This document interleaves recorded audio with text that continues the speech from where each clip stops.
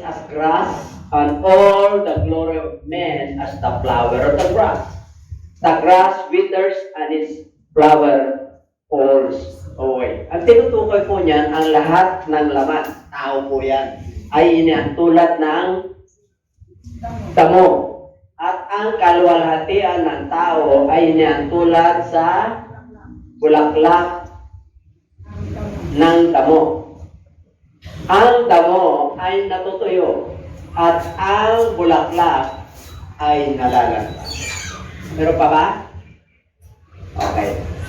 And my preaching this morning is entitled Scriptural Meaning of Death. Scriptural Meaning of Death. At yun ay iba, ayaw pag-usapan. Pero nung nakarang November 1, nandun sila, masasaya sila at nagkakahinan pa. Pero pag pinag-usapan at harapin yung real talk, medyo yung iba, nag-alala. Baka sila ay susunod na. Okay? At pagpalain mo tayo lahat ng ating Panginoon. Kayo po'y makakatulog. Kailangan, we must face reality. Kailangan harapin po natin. Ang tao po kasi hinarap niyan pag nandiyan na. Pag may nararamdaman na. Hindi nila hinarap at hindi nila pinaghahandaan yung kanilang sarili. Sa darating, yan, anytime. Anytime. The Bible tells us na hindi mo pwedeng kukontrolin. Uncontrollable yan. Ang Diyos lang ang may control niyan. Yung hininga ng tao, ang Diyos lang. Ang sabi po ng Bible, ang hininga natin sa creation po, binigay niya yan nung hininga niya yung tao. Yung kanyang dilikat, nagkaroon ng buhay na kaluluwa. Kaya buhay po tayo. Pero anytime, yung pahiram niya na hininga ay kukunin niya. Kaya magtataka kayo, bata pa lang, minsan kinukuha na ni Lord. No question about it. Okay? Minsan, kahit na ayaw mo, kung panahon na ni Lord, kahit na nasasaktan ka, masakit talaga, lalo na pag mahal sa buhay. Masakit. Lalo na yung mga dakilang leader. Maraming nangihinayang. Pero meron lang tayong time frame sa mundo ito. Alalahanin po natin yan. Real talk to. Kaya nais ng Lord na extended yung buhay natin. At yan ang gusto ng Diyos. Makapiling niya po tayo. Amen? At yun ang papag-aralan natin ngayon. Kayo ba'y nakata na? Okay. At dito po sa aklat ng mga gawa, in the book of Psalms 89:48. What man can live and not to see death? Hindi mo maiwasan to. Can he deliver his life from the power of the grave? Makakaiwas pa sa Sion? Makakaiwas pa siya sa kamatayan o sa libingan. Hindi siya makakaiwas. Okay, ano pa? So it was that the beggar died and was carried by the angels to Abraham's bosom. The rich man also died and was buried. Si Lazaro at saka yung rich man. Parehong namatay. Sino ang nagdala? Yung nakasunod sa Lord and was carried by the angels to Abraham's bosom. Pag ang mananampalataya ay namatay at nakasunod kay Kristo, ang susunod sa iyo ay angel. And the rich man also died and was buried. Pero hindi sinabi rito kung sino ang sumundo sa kanya. At ang sumundo dyan, ay ang kaaway. Kaya yung iba ayaw pa, nagkikipaglaban pa kasi may karit na. May itim na nasusundo. Ayaw mo man hindi, isusundin ka talaga niya. Okay? Pag sumundo sa'yo na kaputi, ibig sabihin na tuwag Diyos sa'yo. Naalala ko po, merong isang, sa panig na talaga nakaramdaman, ilang confirmation na yan. Natatakot siya, may sumusundura sa kanya. Narinig na kayo ng ganon? Kaya, dito po, real talk. Kaya, pag tayo po ay tinawag na ng Lord, tiyakin nyo lang na susunod ay anghel ng Diyos. Para hindi na kayo makasipin. Para tahimik kayo. Ito po yun. Kailan nakanta yung ating halo? Nakanta yung ating sarili. Hindi mo masabi, baka mamaya makalimlan ka. May iba lang ang to. May iba lang yung pakiramdam mo. Sarap ka nakakapit. Tayo ba nakakaranas niya? Lahat tayo walang accepted. Bakit pinapahintulutan ng Diyos yan? Para tumawag ka sa Kanya. Para makilala mo siya. Para magtiwala ka sa Kanya. Para tumatag yung iyong pananampalataya. Lahat yan walang accepted, whether believers or unbelievers.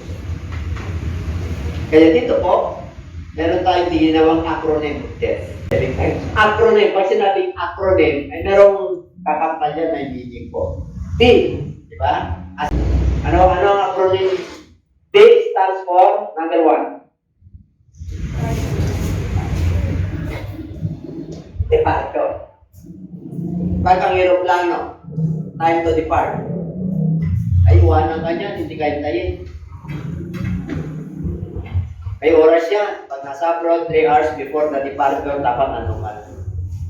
Tikinta dyan. Pero pagka nandun na lang, naka-boarding na, bibigyan ka pa ng 15 minutes. Tatawag yan. Oh, alis na. Yung mga lahat dyan sa kan, itong tao na to, itong seat number na to, o paalis na. Okay? Departure. Kailan tayo magdi-departure? Time? Ano? Hindi tayo lang kung kailan tayo tatawagin ng Diyos. Ano? Saan tayo pupunta? Pag mananampalataya ka, paradise. Pag hindi ka mananampalataya, Hades. What is paradise? Yun yung warm up going to heaven. Yung Hades, warm up going to Sheol or hell. Okay, yan lang pupuntahan ng tao. Nasa Bible po yan. Hindi na natin isa-isa yun. Philippians 1 to 3. At departure, time. Believers, paradise. Final destination, heaven. Okay. Passport. May passport pa kaya? Believer, may passport ka. Anong passport mo? Anong sinabi ng Bible? Kailangan silyado ka. Silyado ka ng Banal na Espiritu. Yun yung mark mo, kaya anak ka ng Diyos. Kaya may passport ka. Tatandaan ko natin na you must be baptized in water and of the Holy Spirit. Kaya kailangan makakampal mo yan. Para makatagal ka, makatayo ka, at makasunod ka sa mga panuntunan ng Diyos. Hindi ka mahirapan. For I am hard-pressed between the two. Sinabi ni Paul, hirap na hirap ako. Ano yun? Itong dalawa na ito na namamagitan sa akin, ay ibig sabihin yung katawan ko at yung espiritu ko. Nahirapan ako. Bakit? Hearing, desire to depart. Halos mamatay na ako. Itong katawan na to, babay na. Kaya lang, and be with Christ, which is far better. Mas maganda, pag ikaw ay tawagin na, mas maganda na kay Kristo ka. Sigurado ka. Number 2. 2 Timothy 4:6. For I am already being poured out as a drink offering, and the time of my departure is at hand. Pag nakahanda ka, alam mo na. Di ba yung iba, tinatawag kayong mga anak, hali kayo. Hali kayo. Di ba? Nagbibilin. Yung iba hindi na makapagbilin, may premonition na.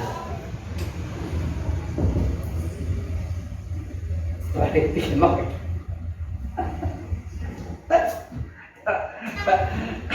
Alam niyo po, pag nagkakasakit ako, parang may naramdaman ako na matindi. Ang inisip ko po, wala naman akong premonition na pinikita ng Lord. Ibig sabihin, may misyon ka pa. May misyon ka pa. Sabihin mo yung katabi, may misyon ka pa. Di ba yung mga iba, pagka may mga danger, yung risk ang kanilang buhay, nagpapanata sila sa Lord at nangangako sila. Lord, maka-alpas lang ako sa problema kong ito. Itong utang na to na halos ikakamatay ko at ikukulong na ako at ang dami na ako makatoka at i-jail na ako. Tulungan mo akong makalpas nito. Pero pag may dumating na problema na matindi, wari, nandun ka sa gitna ng, naalala mo nung tayo ay bumabiyahe sa Maynila. Wala tayong kotse noon. Minsan may kotse kami, minsan wala. Yung 5-star bus sa NLEX bus, nakabas kami. Punuan. Nakasabit kami. Umupo na lang. Umupo ka ba noon? Sa harap. Punuan kasi weekend. Sa Estrebo siya. Pagdating ng NLEX, yung aming sinasakyan bus ay gumigiwa. Tumatagilid talaga. Tumatagilid. Tapos wala namang mga tumagilid talaga. Ilang beses. Gumiwang-giwang. Ay, di ako preacher to, pastor. Huwag kayong mag-alala. Paalala lang ng Diyos yan. Alam nyo, nag-evangelist ako pag gano'n eh. Tumawag lang kayo sa Diyos. Ay mamaya kuminom. Alam niyo ba pagkatapos bububugin yung driver? Kakatayin. Siyempre, nag-reset. Nag-alala yung mga tao. Nag-iyawan eh. Sino ba naman na hindi mag-iyawan? Tatagilid yung bus. Sige nga. Kayo. Overload. Tagilid. Gumigiwang and let's gumigiwang kung may mabibilis. Ay napahintulutan ng Diyos na gano'n. Bakit po? Ililigtas ng Diyos yan. Alam niyo kung bakit? May mga missionary doon. Alang-alang sa 70 passengers, more than. Kasi sabi, 60 ang normal. In Jesus' name. Ginamit namin yung pangalan nito. Tumabi. Uminto bigla. Naitabi niya pa. Sabi ng driver, ginawa na to sa Pasay. Sa Pasay gabi-gabi. Naglalak yung manibela. Okay na raw, kaya ibinyahe niya. Bububugin talaga. Kinuyog yung driver at saka yung kutok-tok. O, dinangaral ako. Bala na kayo kasi. Di ba, uwi kayo, excited. Galing tayo sa trabaho. Di ba, focus natin? Di ba, wala na tayong focus sa Lord?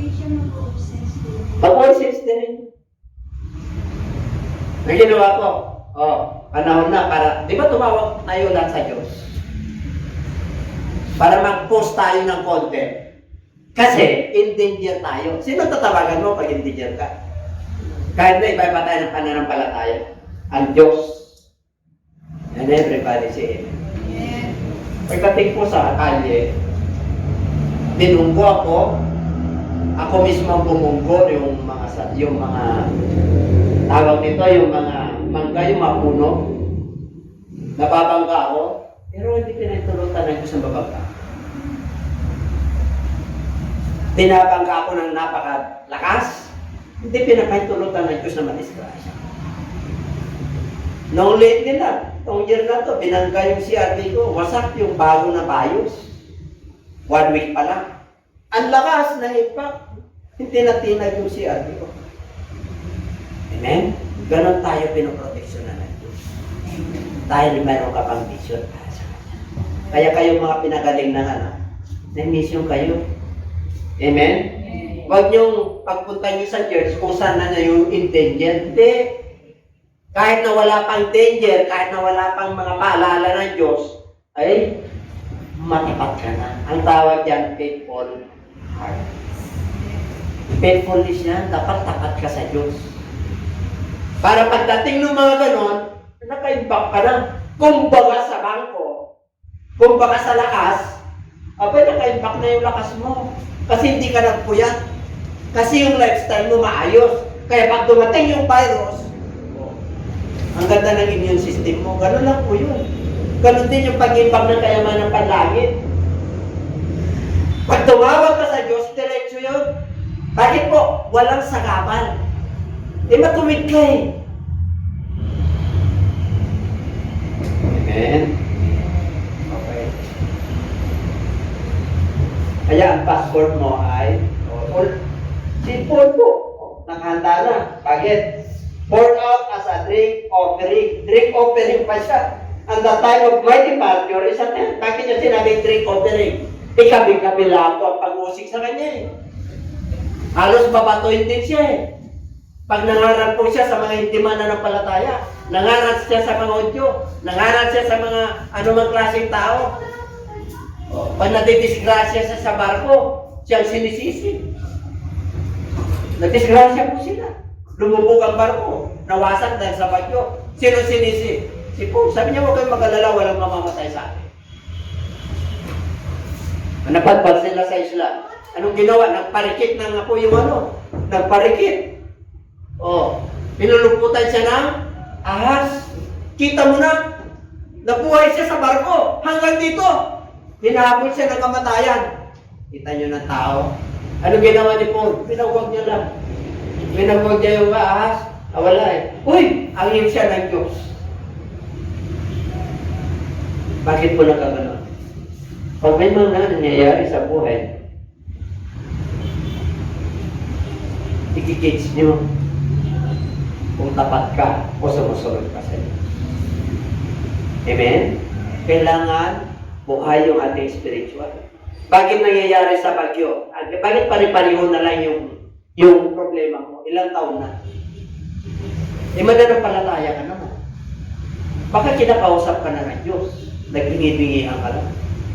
Baka barado po yung tainga mo. Sinabi na ko niya. May mga tainga, hindi nakakarinig. May mga mata, hindi nakakakita. Maraming Kristiyano ganyan. Pangaral ang Diyos dito. Pero nagbigibig at nagbubulag. Pagdating sa spiritual, hindi mo makakausap ng Diyos na meron kang ginagawa na hindi niya kalooban. Tapos, oh Lord, kausapin mo siya. Walang problema. One way lang. Kinakausap mo lang sarili mo at saka yung kalawakan. Dito ba kayo? Sinabi namin dyan sa Book of Isaiah. Ang nakakapaghiwalay sa Diyos sa tao ay kasalanan. Kaya paghanda niyo po ito, yung sinasabi ng Diyos, nakahanda siya eh. Sa departure na. Tanong, nakahanda na ba kayo? Alam nyo, lately lang, ito sasabihin ko sa inyo. Itong mundo na to, kahit na scientist, kahit na mayayaman, hindi nila alam kung ano mayayari sa future. Alam niyo kung bakit?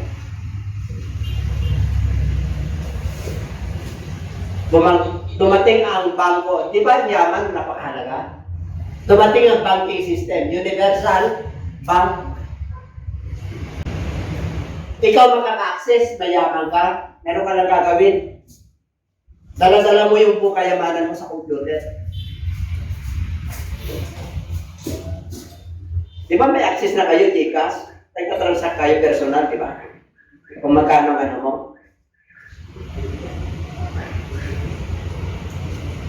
Ang mga mayayaman at yung mayayaman bansa, naghahanda sila.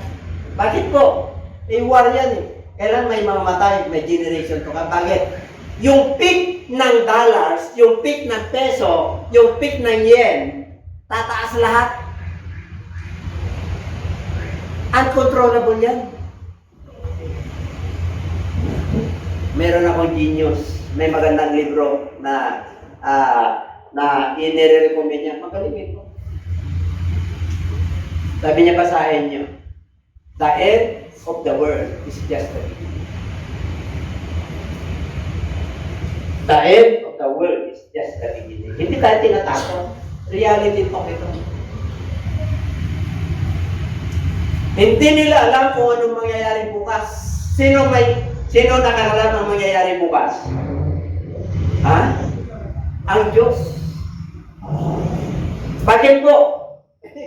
Pag uncontrollable ang situation, ang sabi ng Bible, peace, peace, peace, but sudden destruction will come. Panahon ni Noah, nakapaganda ba ang tao? Ilan ang naligtas? 8. Ilan ang capacity ng arka? Ilang floor yun? Ang dami. Pero yung pumuntang tao ay 8 lang. Kasi yun lang ang naniwala. Anong sabi ni Jesus Christ nung nandito pinangaral niya? Noong panahon ni Noah ay inantulad sa aking pagbabalik. Noong panahon ni Lot, inantulad sa aking pagbabalik. Ano ba yung panahon ni Noah? Party-party, nagkakasiyan, naginuman, nagkasawahan. Noong panahon ni Lot, anong panahon ni Lot? Babae, lalaki, sa lalaki. Pinugnaw ba ang Sodoma at Gomorrah? Yes. Pinatulad sila. Hanggang ngayon, lubog, pupunta ka ron. Asopre yun. Ano yung pagbabalik ng ating Panginoon? Tapos ng baha. Ano? Init. Magmimelt ito. Matutupog ito at masusunog. At alam ng mga scientists yan. Climate change, kaya nga may climate change eh. Kaya pupuntahan nila billion of dollars. Bakit? Lahat ng ecology system, lahat ng mga 04, yung mga diesel, yung mga mausok, tanggalin. Magtatanim ng maraming puno. Yun lang yung prevention, preventive measures. Pero alam nila, nadarating yung panahon kasi yung ozone layer, tumatagos na eh. Kaya nga may mga wildfire eh. Kaya nga yung mga glaze, yung mga yelo, natutunaw eh. Kaya nga yung above sea level natin, ang dagat normal po yan.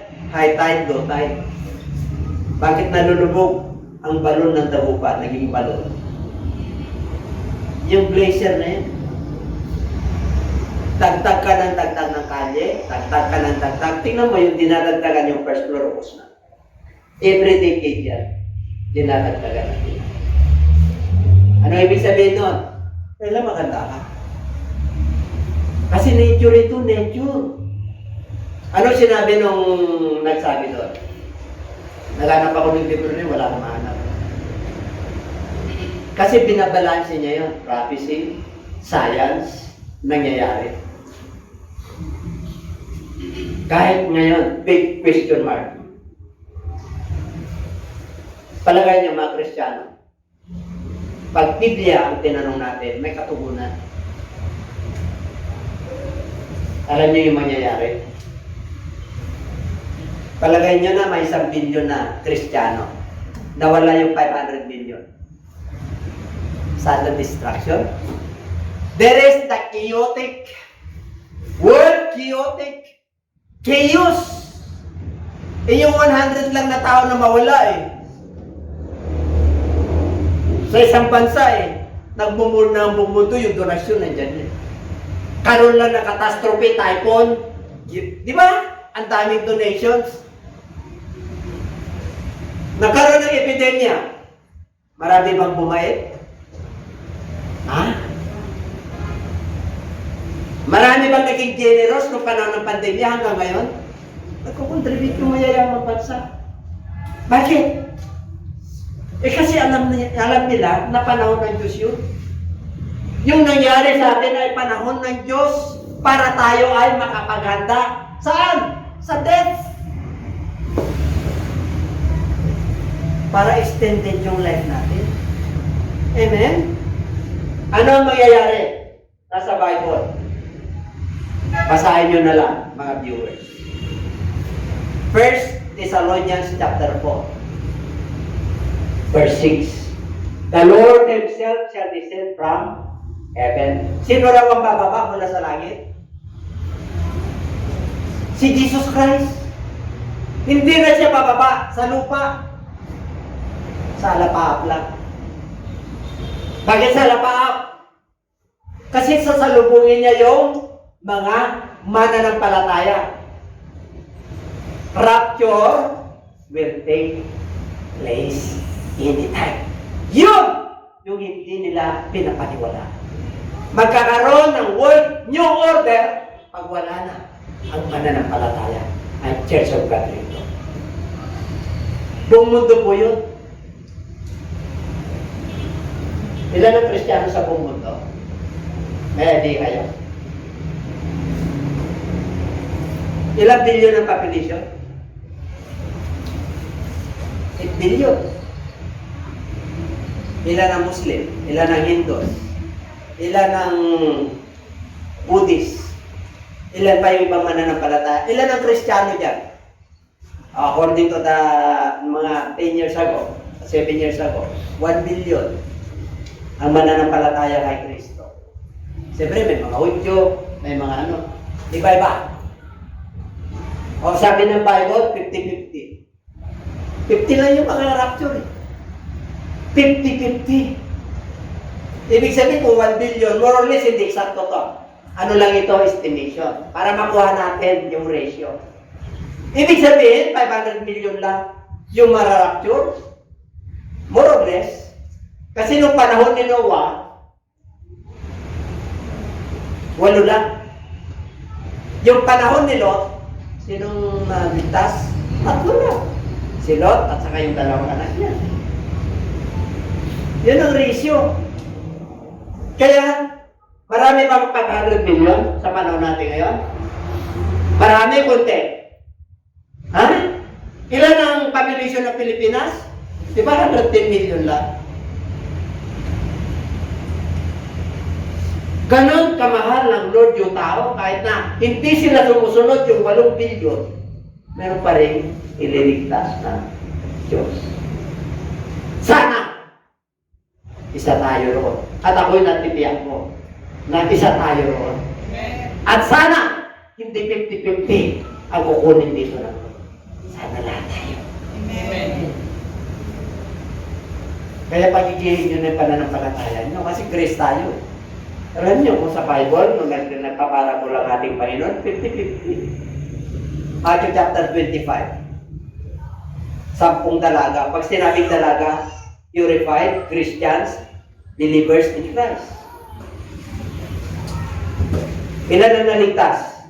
5. Ilan ang napahamak? 5. Parehong may ilaw, parehong may oil, parehong may lampara. Ibig sabihin, parehong may word of God, parehong na born again, parehong mananampalataya, may spirito, meron siyang ilaw, meron siyang anointing. Bakit yung 5 police? Kompleto sila. Bakit hindi sila nakapasok? Kasi po, kinapos. Kinapos, ang ibig sabihin pag mananampalataya ka, kapos. Nagdududa ka. Minsan mainit ka, minsan maligamgam ka. Ang tawag diyan, malahiningan.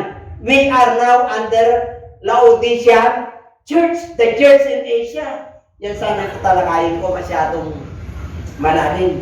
Baka hindi nyo pa matarok. Hindi pa napapanahon. Amen? Kaya ito lang yung inano ng Lord sa akin. Kasi matarok nyo yan. Kasi dalawa lang yan eh. Buhay at kamatayan. Okay? Tuloy. E stands for ano bang equalizer? Di ba ang ganda ng equalizer? Pang-balanse. Pag wala kang equalizer sa sasakyan, wala kang preno, wala kang pang-balanse, tuloy-tuloy ka. Ayan ang ibig sabihin. Ang balance sa tao, napakalaga, balance diet. Di ba? Para maganda yung katawan mo. Puro balance tayo. Okay, equalizer. Bakit equalizer? For what happens to the sons of men also happens to the animals. Tayo, pagka si Solomon nagsulat, ang sabi niya, kung anong mangyayari sa anak ng tao at ang mga hayop, Pareho lang. Pareho lang mamamatay. Ibig sabihin mamamatay ang hayop, mamamatay din yung tao. As one dies, so dies the other. Surely, they all have one breath. Diba? May hininga rin ng hayop. Man has no advantage over animals for all his vanity. Ano yun? Hindi ka raw nakakalamang sa hayop. Bakit? Lahat daw ay walang kabuluhan. All go to one place, all are from the dust, and all return to dust. Ano pa kakaiba natin sa hayop? Yung hayop, walang espiritu, mamamatay lang yan. Tayo po, may espiritu, biningan ng Diyos. Kaya, pahiram niya yung espiritu. Kaya buhay tayo. Pero babalik tayo sa kagaya ng mga hayop. Amen? Yun ang pagkakaiba natin, meron tayong soul. Ang hayop ay walang soul. Meron lang silang hininga. Ngayon, equalizer. Ano pa? Uy! Appointment. Gusto niyo pa bang equalizer? Ang pagbalanse ng mundo ito. Alam niyo kung ano yung generation natin, kung anong nagbabalag. Ang Church of God. Kaya hindi makalatag ang paghahari ng Antikristo dahil nandito pa ang mga anak ng Diyos. The Word of God, still here. The Holy Spirit, the preaching of the Word, yung pangangaraw ng Ebanghelyo ay nandito pa. We are the equalizer. Tayo yung ginamit ng Diyos para hindi lumantad yung gawa ng demonyo. Lantad na pikay lang hindi siya makawala dahil sa kamatayan ni Kristo. Eh sabi mo siya katabi, equalizer ka pala.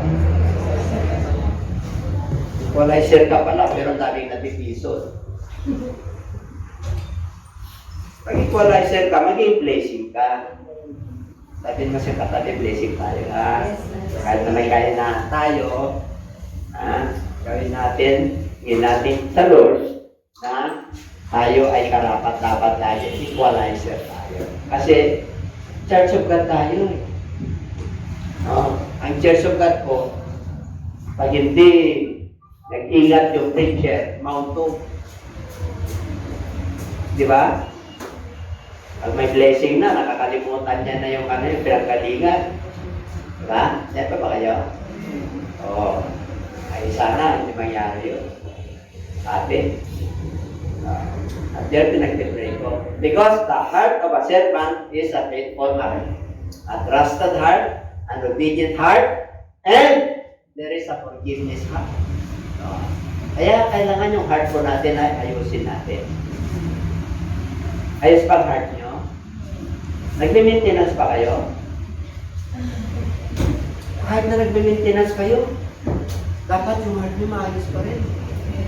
Anong normal ang tibok ng puso? 60 to 90 or 100? Sa mga doctor nurse dito. Bigyan nyo, 90. Paano kung naging 100? Diba? Oo. Pero may 110, pero ngayon buhay pa. Kaya dyan ko magtaka. Ano ibig sabihin? Iba-iba ang tibok ng ating puso. Sino may control ng tibok ng puso? Pag huminto na yan, ano na? Wala na. Okay. Kaya, basa. Yan. Na-appointment pa kayo sa Beyond? May appointment pa kayo sa business nyo? Di, appointment natin kay Lord, Anong oras? Anytime appointment natin, di ba? Anytime, yung appointment dito, yung pagtawag. Hindi, wala makakapagsabi mo kailan. Yes, may appointment ka sa business mo, ikaw. Kaya sabi ng Book of James, huwag yung sabi ng punta ka, pagkarakarating ako riyan, dyan ako darating bukas. Hindi nyo alam. Ang sabihin nyo, kung papahintulutan ng Diyos, if God's will, dyan ako bukas. Kasi hindi nyo hawak ang bukas. Amen?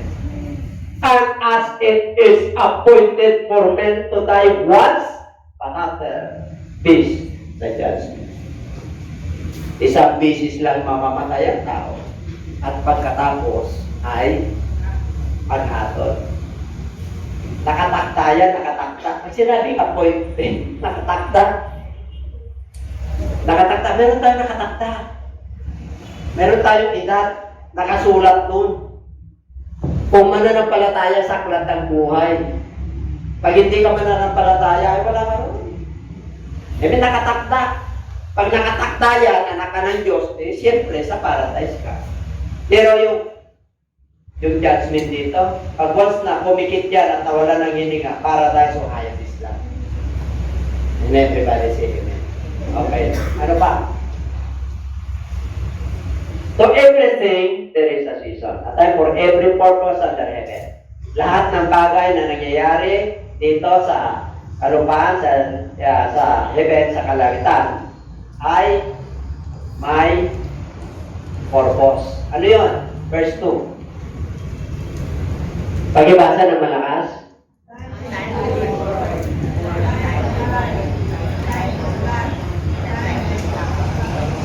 Dito tayo. Kalinaw? Kaya pag ipinanganak yung anak mo, bata pa lang, operahan na, sino tatawagin mo? Yung iba, bakit na-operahan? Provision mo kay Lord yan. Yung mga dito naman na, provision nyo yan. Pero mo naka-ano na si Angel, 0.6 yung kanyang bato. Schedule for operation. Yung tatay nga, nandun, hindi, pakiulit nga, bakit pinapawin nyo na ako, wala na bang bonus yan. Ayun ang ibig sabihin. Hindi, pakainin mo na yung anak mo. Bakit? Clear na eh. Dinurog na ni Lord eh. Alam niyo, magdudurog niya ng Diyos din. May posible ba sa Diyos? Sino ang masterpiece natin? Ang Diyos. Kaya kung may problema ang katawan mo, kung mananampalataya ka, ano sabi ng Bible? You are healed through faith. Pinagaling ka na ng iyong pananampalataya. Sa science, ano sabi ng mga doktor? Mayroong healing process ang katawan ng tao. Depende yan sa tao kung lumalaban siya o hindi. Kahit naman wala kang sakit, kung ayaw mo na mabuhay, ayaw mo na kumain. Kawawa ko. Alagong ka na. Tama? Pero pag lumalaban ka, kahit naman sakit ka, nakita ni Lord, sumusunod ka, tapat ka sa Kanya. Abay, pero mo, pagagalingin ka na ng Lord, schedule ka na ng operation, magtaka yung doktor. Pati sila nagtataka. Hindi na sila kikibo. Alam niyo kung bakit? Limitado lang ang doktor. Hindi nakikibo yun. Bakit? Sabi niya may Diyos. Kaya pag nagpipray ako sa ospital, yung mga doktor, yung mga nurse, ano sila? Kasi spiritual yun. At bakit mo naman ikahinaya mag-pray? Okay, inaano ako mag-pray sa hospital. Amen po. Sino may-ari ng hospital? Sino may-ari ng gobyerno? Sino mas mataas sa gobyerno? May mas mataas pa dyan? Hari ng mga hari yan. Panginoon ng Panginoon yan. At yun yung ating sinasamba. Yun yung ating pinupuri. Yun yung ating pinapangalan.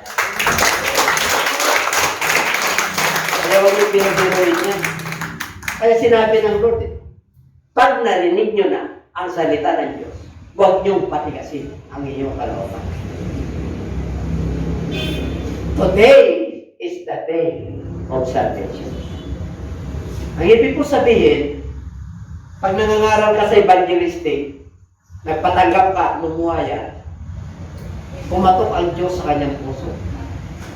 Natinag, kaya lumuha po yan. Hindi dahil magaling ka. Hindi. Para ng Diyos yun, para nagtanim ng mabuting tinig sa kanyang puso at maalala niya yung kagandahan ng Diyos habang siya ay nabubuhay. Kaya na tayo dito may experience sa buhay. Amen? Huwag niyo sabihin na wala kang experience sa buhay, na doon kaya nandito ka, kaya naglilingkod ka, kaya sumusunod ka. Bakit? Yung panahon na yung kinausap ka na Diyos. Kumatok sa pintuan ng iyong puso at pinabuksan mo siya. Kaya gumana ang buhay natin. O kaya nandito tayo, may pag-asa. Bakit kaldero na lang isa lang? Hindi tayo nakapokus doon. Amen? Nakapokus tayo sa pagkain spiritual. Kasi ito yung hindi nabubulok at hindi nakakain. At yun ang gusto na Diyos. May handa, walang handa, makakain tayo. Amen? Nung wala nga trabaho, pinapakain ng Diyos. Ikaw pa na may trabaho. Tapos panireklamo. Bakit ito na naman ang ulam natin? Nakakasawa. Number 4. Oh! So, sino na gusto mag-trip? Trip lang yan. Fly. Then I said to Jesus, Lord, remember me when you come into your kingdom. 43. And Jesus said to him, assuredly, tinitiyak ko sa iyo, I say to you, today you will be with me in paradise. Itong namatay mananampalataya sa paradise. Ito po yung pinako si Kristo. Dalawa magnanakaw niya. Isa sa kanan, isa sa kaliwa.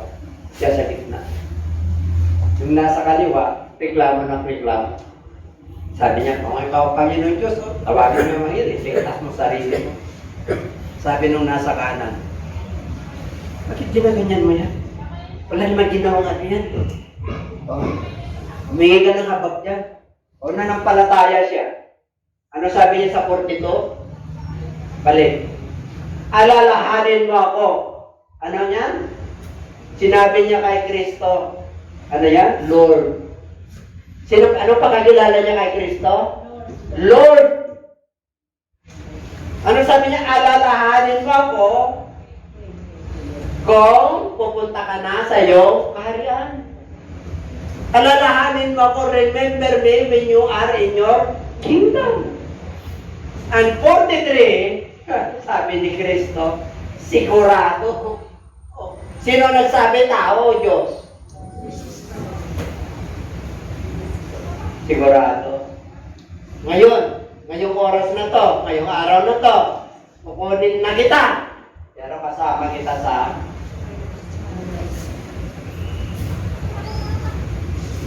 saan pupunta mo na ng palataya? At pumikit tayo, saan tayo pupunta? Baka pumunta ka sa madilim. Hedis ko yun. Siyol ang tawag doon. Dinigyan na tayo ng instruction ng Diyos. Ang Biblia, ang Scripture, ay nandyan lahat ang gawa ng Diyos, nandyan ang gawa ng demonyo, nandyan ang gawa ng tao. Kayo matalino ang anak ng Diyos. Gusto mo maging matalino? Matakot ka sa Diyos. At may pagkalang ka sa Diyos. Sumunod ka sa Diyos. Maging matalino ka. At ang talino rito, hindi yung honorable mention ka, hindi mo. Ang talino na tinutukoy right, hindi secular. Talino ka sa secular, give you. Nakakita na kayo mismo, nung mananampalataya kayo, hindi mo naintindihan yung binabasa mo. Pero nung tinanggap mo si Kristo, maliwanag yung binabasa. Matalino ka, hindi. Dahil nanawaan mo. Amen? Naliwanagan ka. Na-enlighten ka sa spiritual. Yung iba, matalino sa secular. Bakit malabo? Ang talino nun. Bakit may mga kaso? Talino nun. Tap yun. Mga suma. Mga anak ni Suma.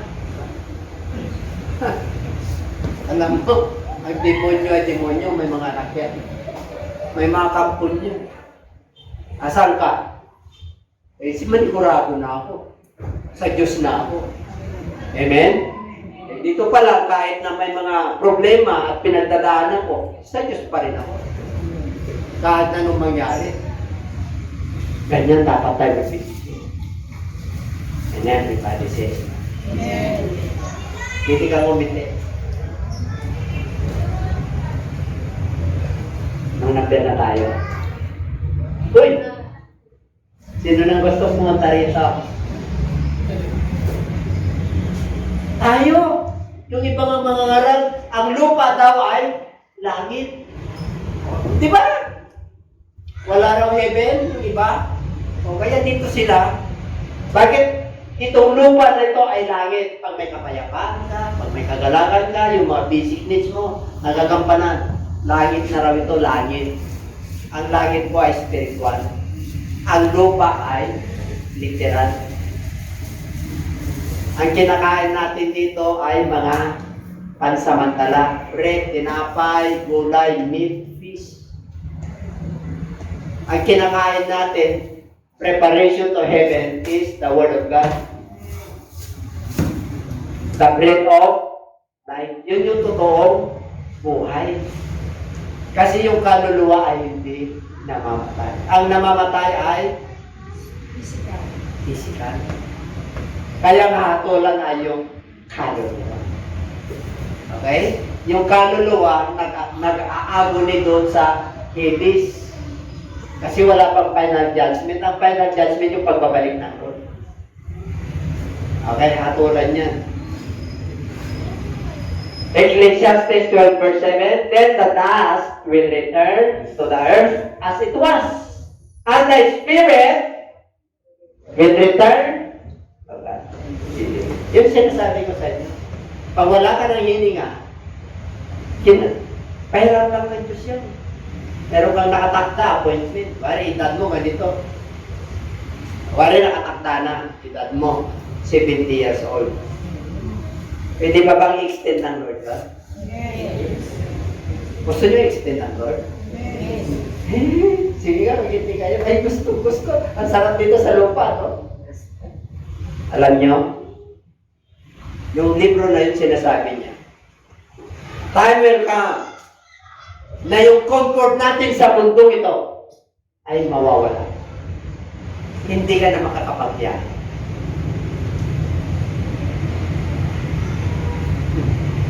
Hindi ka na makakakuha sa kung gusto mo. Bakit?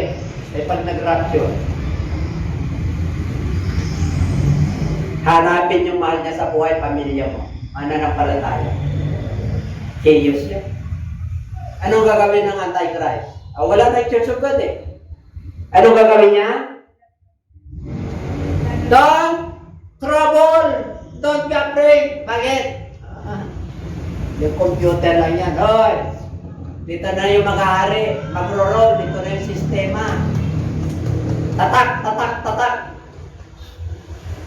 Sistema. Nasa Bible, sabi ng Lord, papag-aralan yun. Kaya nga pinapag-aralan natin. Yung pinapag-aralan natin, biblical. Hindi tayo kumukuha sa hangin lang at kathalang. Ang pinapag-aral natin ay salita ng Diyos. Ibig sabihin, winawarningan tayo ng Diyos for the preparation of the true death. Yung death talaga na spiritual, na talagang lahat tayo rito ay mawawala. Another generation na naman. Okay? And that is the reality. You know, pag kinuha niya na yan, ayan, tanong extended. Meron ba sa Bible yung extended? Meron. Sino? Ha? Si King Hezekiah, 15 years. Sinabi ng Diyos sa kanya, mamatay ka na. Sinasabi niya kay propeta siya. Siyempre, propeta ng Diyos yung nagsabi, 100% mamatay? Yes. Anong ginawa ng King Hezekiah? Sa wall, meron siyang altar. Panginoon, alalahanin mo pa ako. Lingkod ako sa iyo. Sumunod ako sa iyo. Yung mga lolo ko, hindi sumunod. Pero ako'y sumunod sa iyo. Lumuhay. Nakita ng Diyos yung kanyang pagluhay. Sabi nung kanyang propeta, balik ka, sabihin mo buhay siya. 15 years. May edad eh. 15 years eh. Basta-basta lang ba maniwala si King? Yung Diyos ang nagsabi? Hindi po basta-basta maniwala yun. Anong hiningi niyang tanda? Yung relo, aatras. Ang ibig sabihin, mula umaga hanggang tanghali, pabanti madali. Kasi pabanti ang relo. Ang hiningi niya atras. Wari tanghali, gawin mo umaga. Kaya?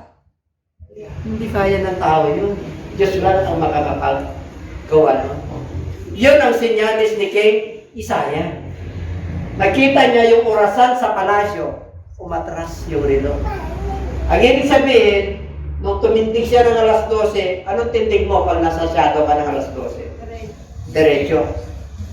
Pag maghapon, siyempre nagpo-forward. Sunset yan. Nakita niya yung shadow niya.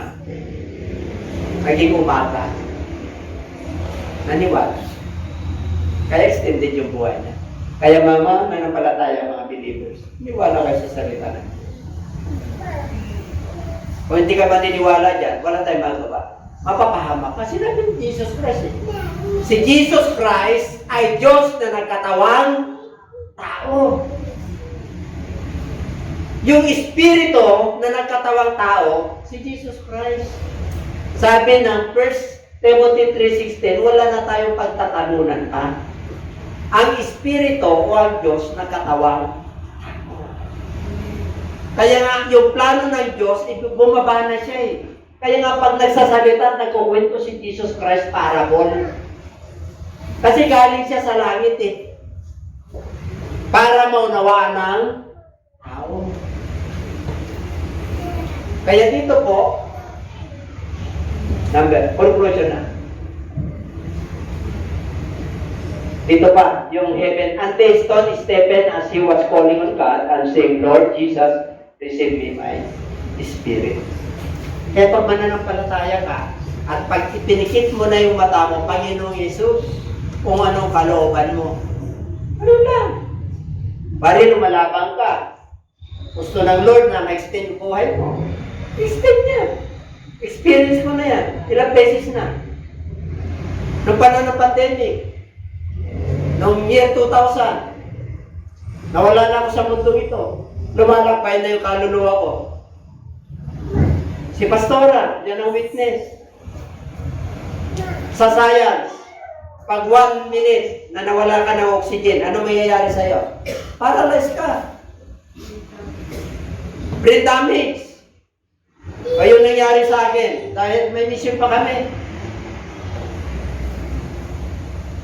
Tinubuhan ako ng, ano yun? Therapy zoster ba yun? Ano yun? Therapy zoster ba yun? Tigtas na matanda dahil uminang immune system ko. Totoo yun. Sabi ng sitbook ng doktor, uwi ka na. Take mo na yung antibiotics na to, makakardiac arrest ka. Pinakapiyan, cardiac arrest ako. Pero binuhay ako ng Lord. Year 2000 yun. Ano ng pandemic? Last year. Pang 1 year na itong April 5. Hindi ako makahinga. Subo ako ng subo, lalo pinipin. Makachikap ako sa ospital. Lahat ng simptomas ng COVID, nandyan sa akin. Pero binuhay ako ng Diyos. Extended. Buhay na patotoo. Gayon din kayo. May buhay na patotoo tayo lahat. Bakit po? Sa kabila na tayo ay Gentiles, ginawa tayong anak ng Diyos para magpatotoo at mangaral at maging saksi ng Diyos natin ay buhay. Kaya pinapagaling ka. Kaya pinapagaan yung buhay mo. Kaya na-extend yung buhay mo.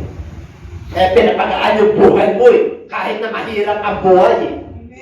Dahil mahal ka ng ating Lord.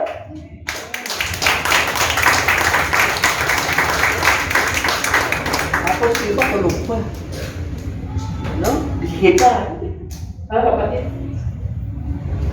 Alam nyo, pag ganito nang nangyayari, lift up your heads toward heaven. For your salvation draweth nigh. Pagka ganyan na ang nangyayari, extraordinary na po. ano ka na? Tumingala ka na. Dito ka na sa instruction ng Lord. Sumunod ka na para mapasama ka sa kaligtasan na tinutukoy ng Bible. Okay? Tingnan mo, pinatay na si Stephen, ha? Pinato, dito. Si Stephen yun yung ibalik mo para makita nila. Okay? Si Stephen to. Calling on God saying, Lord Jesus, receive him. Yung susunod na verse doon, Panginoon, huwag mong igawat sa kanila yung kasalanan. Pinagbabato siya. Pero mo, pinatawad niya pa sila. Kaya kahit na ano gagawin sa'yo, patawarin mo na yung mga nagkasala sa'yo. Huwag mo nang dadalhin niya. Bakit? Tawagin ka na ito. Okay. Conclusion. Palapakan na natin ang Lord. Para yung palakpak natin, parang yung hininga natin, kinakapos na rin. Nalalamig na ba kayo? O yan, yung aircon natin. Ang pinapawisan po. Nakasiyempre silip na pinapawisan pa. Init ito ng pagdilingkod. Dapat ganun tayo kahit na malamig. Kung tayo ginawin yung ating pananampalataya. Dapat nakatayo yan, gising yan, lumalaban yan. Yung pagmamahal natin sa Lord, sa kapwa natin, sa ministry, talagang nakatayo. Okay magalala, bukas ang Diyos ang may control niya. Hindi. Huwag ka magalala bukas. Yeah. This is not profitable for me to pause. I will come to vision and to share. Okay? Basahin nyo na lang yan. Okay, ito po. Si Paul po yan. Okay, sa 3. Tagalogin na lang natin. Si Paul po yan. 4. Yan na natin isa-isa yan. How he was caught up into paradise. And heard inexpressible words which it is not lawful for a man to utter. Si Paul po, nananalikay siya kay Kristo. Hindi niya alam na yung kaluluwa niya dinala saan dinala? Paradise. Alam niyo, pag umiwala yung kaluluwa niya, paradise po yan, or Hades, dalaw na pupunta niya. Sabi ni Paul, kay Sawan, hindi ko alam, itong sinasabi ko sa inyo nito, itong katawan ko at yung kaluluwa, umiwalay. Dinala yung kaluluwa niya sa third heaven. Ito yung kwento niya ng third heaven. Ilan bang heaven alam niyo? Isa lang, di ba? Ang heaven, na true heaven, ay isa lang yung trono ng Diyos. Pero sa Bible, 3 layer ang heaven. Ano yung unang layer? Yung nililiparan ng mga agila. Hanggang kung saan yung tanaw ng mata mo. Yun yung first heaven. Yung second layer ng heaven, yung mga astronaut, yung hindi mo na makita. Hanggang doon sa moon, kung saan sila, Mars, kung saan sila makakarating. Yun yung second layer of heaven. Yung third layer of heaven, yung trono ng Diyos, walang makakapunta ron. Wala pang nakakapunta ron. Sino nang pumunta ron? Si Jesus Christ. Siya nakaupo sa trono ng langit. Amen? Asa sila Paul ngayon? Sila Pedro? Asaan? Sa paradise. Natutulog lang yun. Kaya tayo, pag abutan tayo ng rapture, hindi ka na mamamatay. Yung physical mo mawawala, yung spiritual yun ang buhay, yun yung ira-rapture. Yun yung kunin ng Diyos. Hindi mo makikita ang Diyos kung physical ka. Kailangan spiritual ka. Kaya sabi ng Book of Romans, flesh and blood cannot inherit the kingdom of. Kaya kailangan papalitan ng Diyos ito. Sinabi niya sa Corinthians, in a twinkling of an eye, itong nabubulok ay palitan ng hindi nabubulok. Twinkling of, Kaya kisang mata. Kaya yung rapture na yan, yun yung big question mark sa mga mayayaman. Kaya magkakaroon ng new world order. Siyempre may computer na tayo natin. Kaya magalala, don't take chaotic. Ikaw magkakabahala. Meron na magro-roll. Ito na. Ito na patakaran. Ito na sistema. Kaya yung mga na-rapture, amen? Blessed be the name of the Lord. Saan yung mga na-rapture? Sa ulam? Sa alapaap? Anong ginagawa nila? Sila ay nasa piging. Nakikipagkainan tayo kay Kristo. Piging. Sarap, ano? Yung paradise pala, sarap na. Yung makapiling mo pa si Lord. Sinabi niya, I will wipe away your tears. No more pain. Ano pa? Hindi niya kayang express eh. Pinakita sa kanya mismo, pinaaninag sa kanya mismo paradise si Paul. Kaya nung papatayin na si Paul, nakaredy na. Nilitis si Paul sa Jerusalem, pinatay siya. Okay? Kaya yung mga alagad ni Kristo, pinatay sila, nakaredy sila. Amen? Tayo naman, wala nang ganun sa Pilipinas. Sakit na lang at saka mga problema sa pera. Diba? Siyempre, stress eh. Problema sa trabaho, problema sa pamilya, problema sa kabuhayan, problema sa sakit. Yun ang kinamamatay ng tao. Dapat ay kakamatay mo, yung paglilingkod mo. Namatay ka sa paglilingkod, sa katandaan. Nung kinuha ka na ni Lord, appointment na, naglilingkod ka. Hanggang labutan ka ng hilinga. Ayan, sarap noon. Sino may gusto noon? Yung abutan tayo lang ng naglilingkod. Well, sarap din. Ay, mga kapatid. Of such as one I will boast, yet of myself. Wala na. Okay. Anong benepisyo? Blessed and holy is he who was part in the first resurrection. Oh, yun. Sa first resurrection tayo.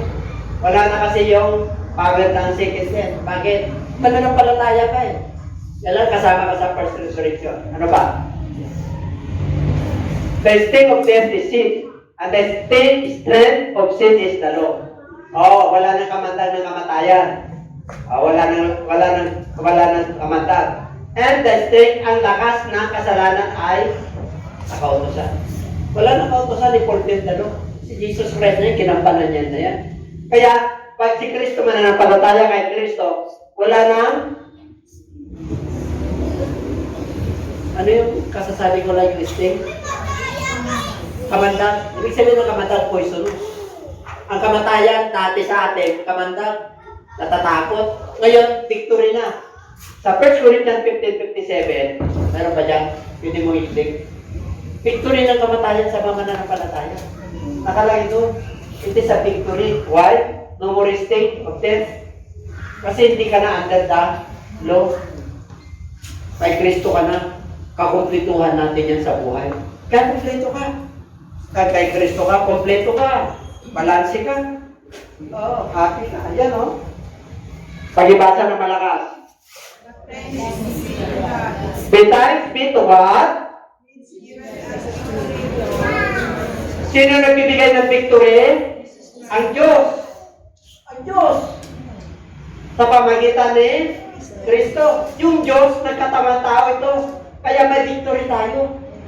Kaya sabihin mo sa'yo, katabi, victory na. Kaya pwede na nating harapin niya kahit ano nang mangyari, nanghihina ka, nanlalamig ka. Pag may mission ka pa sa Lord, bubuhayin ka. Lang po yun. Ano pa? Wala na. Meron tayong communion. And as they were eating, Jesus took bread, blessed and broke it, and gave it to the disciples and said, "Take it, this is my body." Bakit natin dinalala kamatayan ni Kristo? Tuwing first Sunday of the month. Nasa Bible niya. Nagkakatipon sila tuwing unang linggo ng buwan. Bakit po? Inaalala nila yung kamatayan ni Kristo. Gaano kahalaga yung kamatayan ni Kristo? Kasi doon tayo nabuhay. Kasi kung hindi siya namatay, wala tayong eternal life. Patay din tayo. Kung hindi nakapasa si Kristo sa tukso ng demonyo, abay lang tayo, makampera din. Wala na tayong panahon sa spiritual. Nung tinuksyo siya ng Lord, gutom ka na. Gawin mo itong bato, tinapay. Kaya ba ni Kristo? Kaya. Kaya kung ginawa niya yun, puro tinapay yung ating nasa isipan, puso. Hindi niya ginawa. O ikaw si Kristo, pagkita mo lang ito, karangyaan, kingdom, worship mo ako. Ano sabi ni Kristo? Kaya sa demonyo, isa lang ang sasampahin mo. Kaya isa na yung sinasampa natin. Bakit? Nakapasa tayo. Kaya sabi mo siyang katabi, mapalad ka. Sa puri ng Diyos, para